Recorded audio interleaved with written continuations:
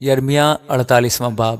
مواب کی بابت رب الافواج اسرائیل کا خدا یوں فرماتا ہے کہ نبو پر افسوس کہ وہ ویران ہو گیا، کرتائم رسوا ہوا اور لے لیا گیا، بسچاب خجل اور پست ہو گیا، اب مواب کی تعریف نہ ہوگی۔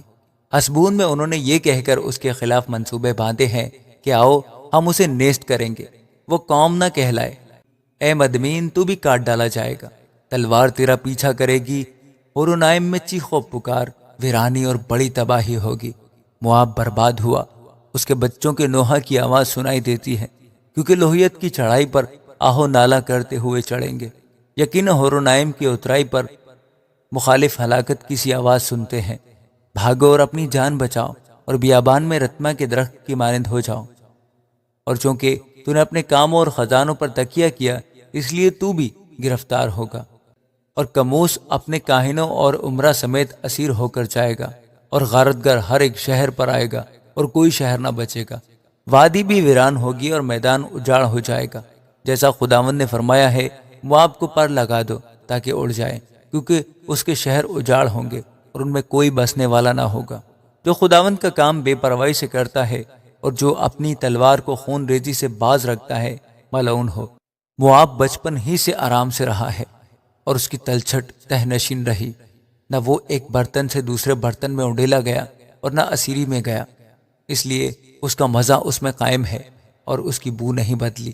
سو دیکھ وہ دن آتے ہیں، خداوند فرماتا ہے، کہ میں انڈیلنے والوں کو اس کے پاس بھیجوں گا کہ اسے الٹائیں اور اس کے برتنوں کو خالی اور مٹکوں کو چکنا چور کریں۔ تب مواب کموس سے شرمندہ ہوگا، جس طرح اسرائیل کا گھرانہ بیتل سے جو اس کا بھروسہ تھا خجل ہوا۔ تم کیوں کر کہتے ہو کہ ہم پہلوان ہیں اور جنگ کے لیے زبردست سورما ہے؟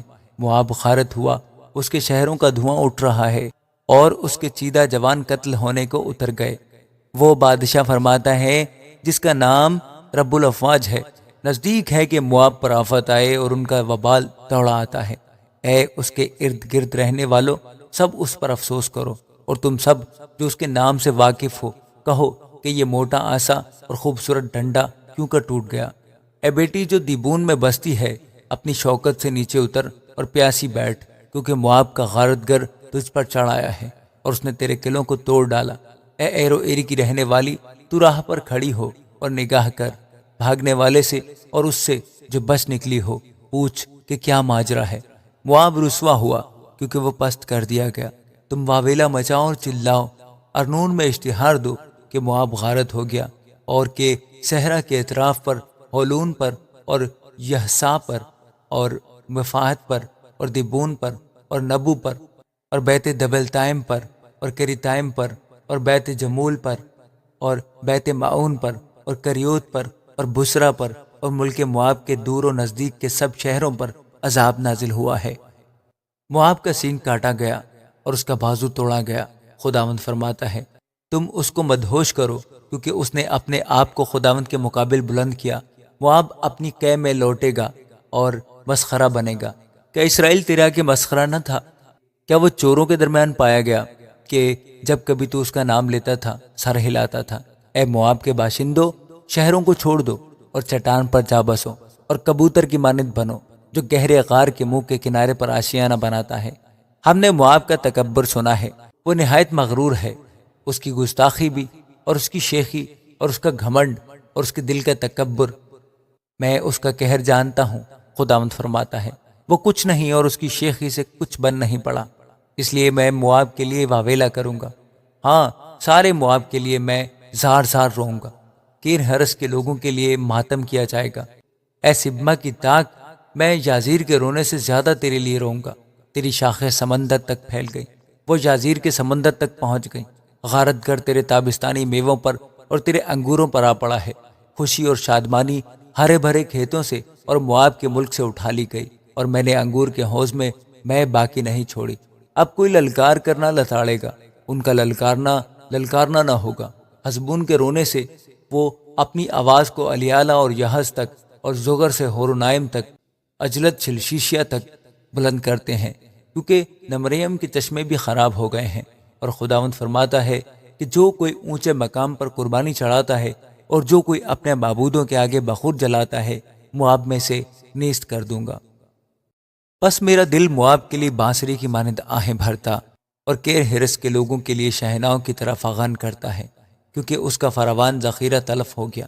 بالحقیقت ہر ایک سر منڈا ہے اور ہر ایک داڑھی کتری گئی ہے، ہر ایک کے ہاتھ پر زخم ہے اور ہر ایک کی کمر پر ٹاٹ۔ مواب کے سب گھروں کی چھتوں پر اور اس کے سب بازاروں میں بڑا ماتم ہوگا، کیونکہ میں نے مواب کو اس برتن کی مانند جو پسند نہ آئے توڑا ہے۔ خداوند فرماتا ہے، وہ واویلا کریں گے اور کہیں گے کہ اس نے کیسی شکست کھائی، مواب نے شرم کے مارے کیوں کر اپنی پیٹھ پھیری۔ بس مواب سب ارد گرد والوں کے لیے ہنسی اور خوف کا باعث ہوگا، کیونکہ خداوند یوں فرماتا ہے کہ دیکھ، وہ عقاب کی مانند دوڑے گا اور مواب کے خلاف بازو پھیلائے گا۔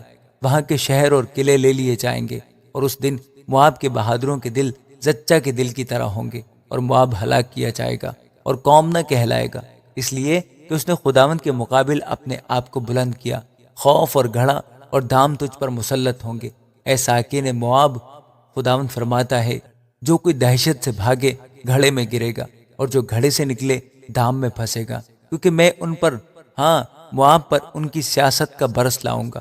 خداوند فرماتا ہے، جو بھاگے سو حسبون کے سائے تلے بےتاب کھڑے ہیں، پر حسبون سے آگ اور سیہون کے وسط سے ایک شعلہ نکلے گا، اور مواب کی داڑھی کے کونے کو اور ہر ایک فسادی کی چاند کو کھا جائے گا۔ ہائے تجھ پر اے مواب، کموش کے لوگ ہلاک ہوئے، کیونکہ تیرے بیٹوں کو اسیر کر کے لے گئے اور تیری بیٹیاں بھی اسیر ہوئیں۔ باوجود اس کے میں آخری دنوں میں مواب کے اسیروں کو واپس لاؤں گا۔ خداوند فرماتا ہے، مواب کی عدالت یہاں تک ہوئی۔ آمین۔